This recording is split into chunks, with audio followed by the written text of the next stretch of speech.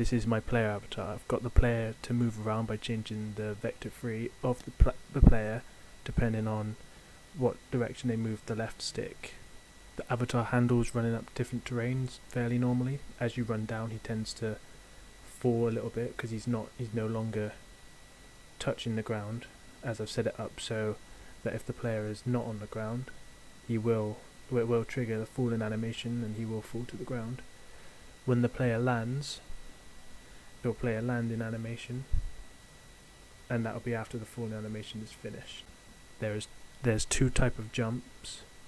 So when standing still or not moving very fast, the player will have a normal jump and he'll just jump upwards. When moving at a certain speed, he will do a front flip and jump forwards.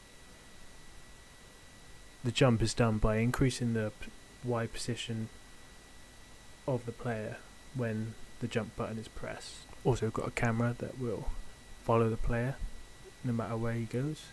It will goes 360 degrees around the player, and the player's forward will always equal the camera's forward. So if the player tries, when the player tries to run forward, it will be in the direction of the camera.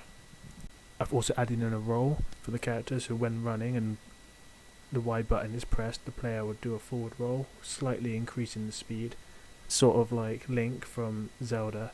The player will be able to strafe using the LB and RB buttons and move in horizontally, similar to in Ratchet and Clank, where if they needed to dodge enemies or projectiles during combat, they added in various punching, kicking animations ready for fighting enemies later on in the game.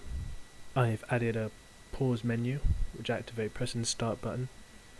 You can resume the game, access the controls menu, and you can quit the game.